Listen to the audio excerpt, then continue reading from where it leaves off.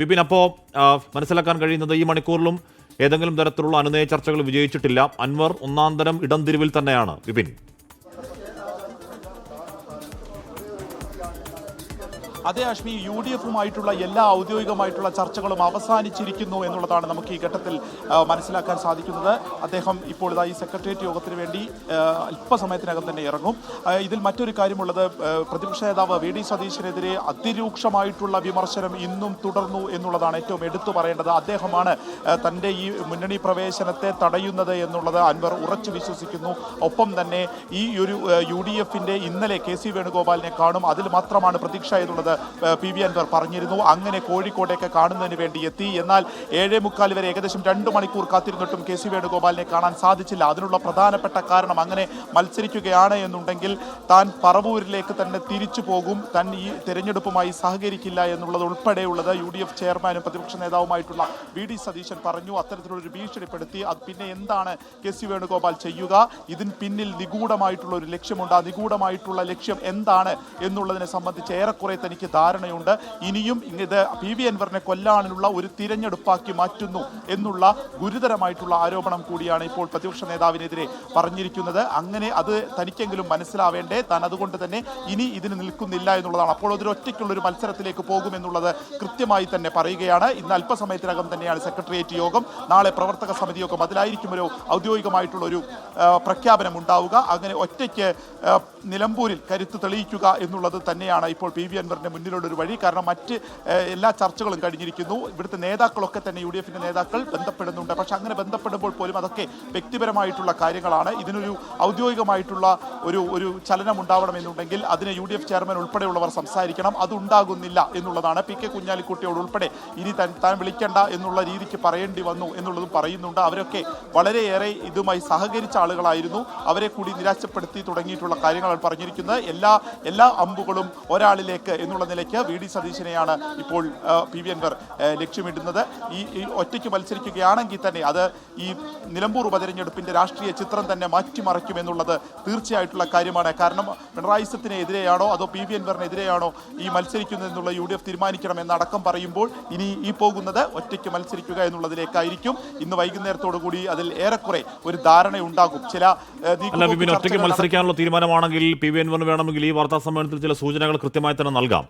പക്ഷേ ഇപ്പോഴും ബാക്കി കാര്യങ്ങൾ പ്രതിപക്ഷ നേതാവ് VD സതീശനെതിരെ ആഞ്ഞടിക്കുമ്പോഴും ഇത് പിണറായി ഒതുക്കാനല്ല നോക്കുന്നത്, എന്നെ ഒതുക്കാനാണ് എന്നൊക്കെ PV അൻവർ പറയുമ്പോഴും മത്സരിക്കുന്നുണ്ടോ എന്ന ചോദ്യത്തിന് ഏതെങ്കിലും തരത്തിൽ അൻവർ പിടിതരുന്നതേ ഇല്ല. മാത്രമല്ല, ഇടയ്ക്കൊരു ഘട്ടത്തിൽ നിരാശ ബാധിച്ച ആളെ പോലെ PV അൻവർ സംസാരിക്കുന്നുണ്ട്.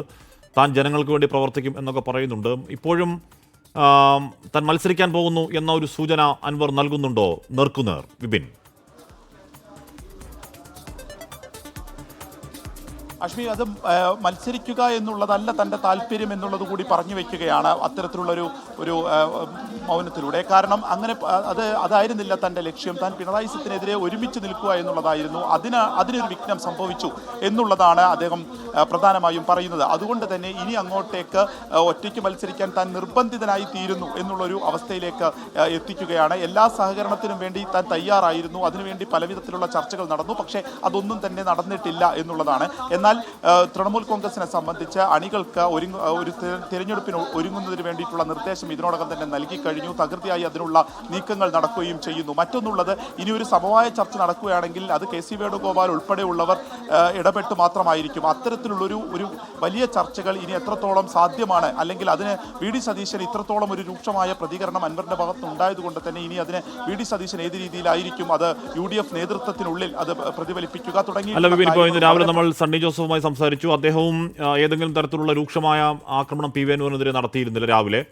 അതിനുശേഷം അടൂർ പ്രകാശുമായി സംസാരിച്ചു. അടൂർ പ്രകാശും ഏതെങ്കിലും തരത്തിൽ കഠിനമായ ആക്രമണം നടത്തിയിരുന്നില്ല അൻവറിനെതിരെ. കുഞ്ഞാലിക്കുട്ടി ഇടയ്ക്ക് ഒന്നും അദ്ദേഹവും രൂക്ഷ വിമർശനങ്ങൾ നടത്തുന്നില്ല. അപ്പം നമ്മൾ കരുതുന്നത് ഏതോ തരത്തിൽ അൻവറിനെ കൂടുതൽ വ്രണപ്പെടുത്താതെ, കൂടുതൽ മുറിവേൽപ്പിക്കാതെ എന്തോ ചില നീക്കങ്ങൾ നടക്കുന്നുണ്ട് എന്നുള്ളത് തന്നെയല്ലേ ഈ നേതാക്കളുടെ സോഫ്റ്റ് ഭാഷ കേൾക്കുമ്പോൾ തോന്നുക.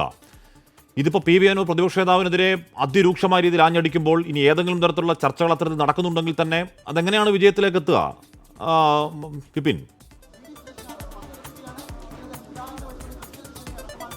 അതെ, അത്തരത്തിലുള്ളൊരു ചർച്ചകളും നടക്കുന്നില്ല എന്നുള്ളതാണ്. ഈ നേതാക്കളൊക്കെ സംസാരിക്കുമ്പോൾ വളരെ അനുനയ ചർച്ചകൾ നടക്കുന്നു എന്നുള്ള രീതിക്കാണ് സംസാരിക്കുന്നത്. പക്ഷേ പി വി അൻവറിലേക്ക് വരുമ്പോൾ അത്തരത്തിലുള്ളൊരു ചർച്ചയും ഇല്ല എന്നുള്ളതും പറയുന്നുണ്ട്.